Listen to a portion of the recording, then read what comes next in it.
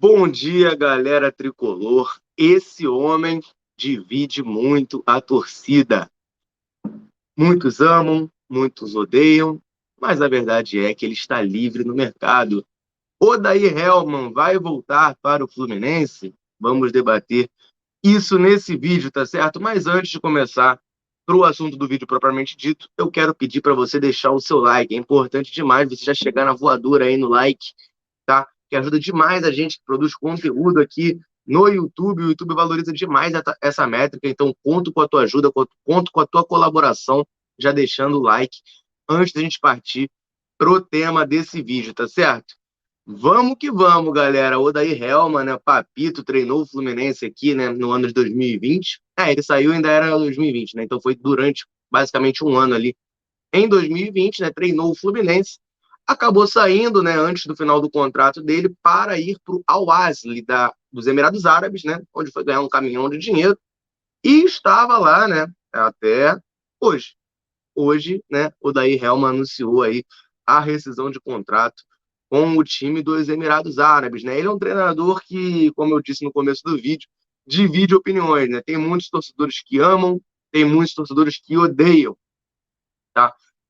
Posso dar o meu testemunho, né, sobre o Odair Hellmann, cara. Assim, quando ele chegou no Fluminense, eu achei uma contratação ok, para os padrões que a gente tinha na época e tal. Ele tinha feito um trabalho razoável no Inter, né, terminado sempre na metade de cima da tabela e tudo. Falei, pô, beleza, um nome razoável aqui para o Fluminense.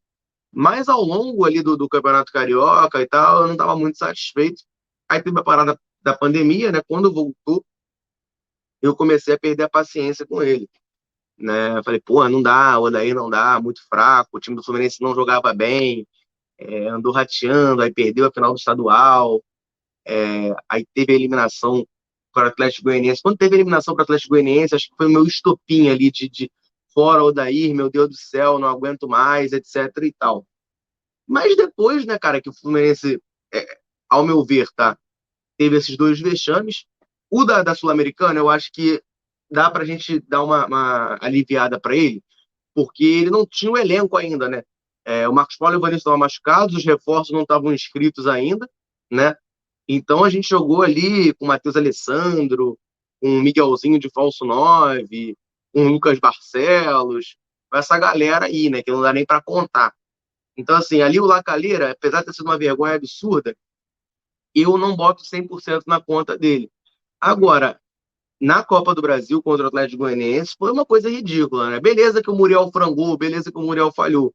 Mas, cara, o Fluminense não jogou nada os dois jogos, não jogou nada, nada, nada, nada. O Chico doutrinou o Fluminense, o Chico Kim dominou o Fluminense, né? No primeiro jogo, a gente dependeu no gol contra, todo horrível do João Vitor, né? Então, assim, eu boto um pouco de culpa no Odair, sim. Pouco não, boto bastante culpa no Odair, sim, na eliminação da Copa do Brasil. Mas a verdade é que depois que o Fluminense ficou jogando uma competição só, né, a gente conseguiu dar uma embalada com o próprio Odair. A gente ficou na parte de cima da tabela de maneira até surpreendente para mim, né?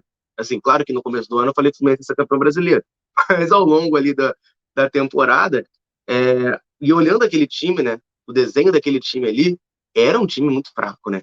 Era um time muito fraco. As opções que a gente tinha ali, jogamos diversas vezes com o Julião na direita, com o Felipe Cardoso na frente, então era um time muito fraco do Fluminense. O Odair conseguiu, né? Quando ele saiu, a gente estava em quarto, no Brasileiro. Estava com um jogo a mais, eu acho, né? Tinha o São Paulo com um jogo a menos, poderia passar o Fluminense, mas estava em quarto no Campeonato Brasileiro. Então, assim, no final das contas, né? Eu acho que o saldo acabou sendo positivo. O meu testemunho, eu lembro de um jogo contra o Inter, lá no Beira-Rio, que a gente foi para o intervalo perdendo de 1-0 para o Inter, e eu tava maluco, puto, possesso, falando que o Odair tinha que ser demitido, não aguentava mais.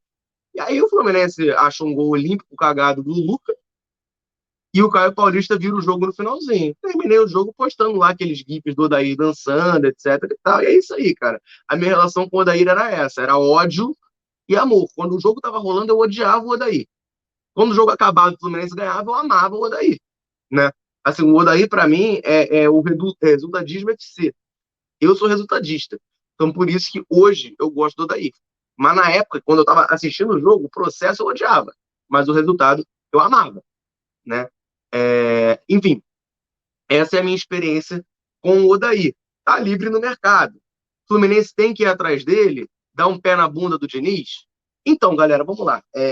Se o Odair tivesse sido saído lá do Emirados Árabes 2 meses antes, né? Quando o Diniz assumiu o Fluminense, se ele tivesse saído, ele tivesse livre no mercado naquela época, eu teria sido 100% a favor da contratação do Odair. Entendeu? Se fosse naquela época lá, antes de trazer o Diniz, cara, vai atrás do Odair. E dane-se o Diniz. E dane-se o Diniz. Né? Mas ele ficou livre agora, hoje, dia 27 de junho, né? E aí o Diniz já está no comando do Fluminense há 15 jogos. E assim, vocês sabem, né? Vocês que não estão vendo a Central pela primeira vez, já acompanham aqui a gente, já me conhecem, sabem que eu odeio o Fernando Diniz. Eu odeio ele. Detesto o Fernando Diniz. Dito isso, cara, assim, no momento atual que o Fluminense está, eu disse, eu sou resultadista, tá? Sou resultadista. O Fluminense está vindo de 3 vitórias seguidas, né? E eu sou resultadista. Eu não vou agora, né, depois do Fluminense ganhar um clássico, finalmente o Fernando Diniz ganhar um clássico pelo Fluminense, eu não vou fazer campanha de volta daí. Me desculpa. E assim, eu fui ver aqui, o SofaScore postou os números do Fernando Diniz. Cara, eu acho que a impressão dos jogos que o Fluminense empatou e perdeu com o Diniz ficou tão ruim para mim que meio que ofuscou os números, porque os números são bons, tá? Eu vou falar aqui os números agora do Fernando Diniz nessa passagem pelo Fluminense para vocês, tá? Informação aqui do SofaScore, fizeram um tweet. São 15 jogos com 9 vitórias, 3 empates e 3 derrotas. Um aproveitamento de 66,7%, né, com 29 gols marcados e 13 gols sofridos. O Fluminense dá 5,3 chutes para marcar um gol e precisa de 9,7 chutes para sofrer um gol. E está com 58% de posse de bola. Então, assim, são números muito bons. Tirando a parte dos gols sofridos, que é uma coisa que a gente bate aqui bastante, que o Odair tinha, né, essa qualidade de sofrer poucos gols, que o Fernando sofreu quase que um gol por jogo, né? A média é quase um gol por jogo. Mas tirando isso, cara, a produção ofensiva não está ruim, quase 2 gols por jogo. E o Fluminense, cara, tem um aproveitamento muito bom. É porque as derrotas, né, foram de deixar maluco. Perder pro Flamengo não existe nunca para mim, tá? A partida contra o Juventude, que a gente perdeu, para mim, apesar do campo ter sido uma merda, etc e tal, ele tem culpa, porque não conseguiu, para mim, ao meu ver, não conseguiu ler o jogo, né? Botou jogadores de velocidade, assistiu com o Luiz Henrique, jogadores que precisam jogar pelo chão em velocidade com a bola, num campo que não existia. Para mim, era um jogo que você precisava de altura e força, né? Para você bicar a bola na área, e é isso, tentar ganhar ali uma bolinha vadia. Né? Para mim, faltou esse erro faltou essa visão, né? De jogo. E o jogo contra o Atlético Goianiense, beleza, que o David Braz fez uma besteira colossal, mas a zaga do Fluminense estava toda arreganhada na hora, né? Então, assim, a culpa é maior do David Braz. Mas, né, tem uma falha defensiva ali do Fluminense que eu acho que se traduz muito por esses 13 gols sofridos em 15 jogos do Fernando Diniz. Mas, assim, cara, por incrível que pareça, tá? Nesse vídeo aqui eu não vou fazer lobby pelo retorno do Odair.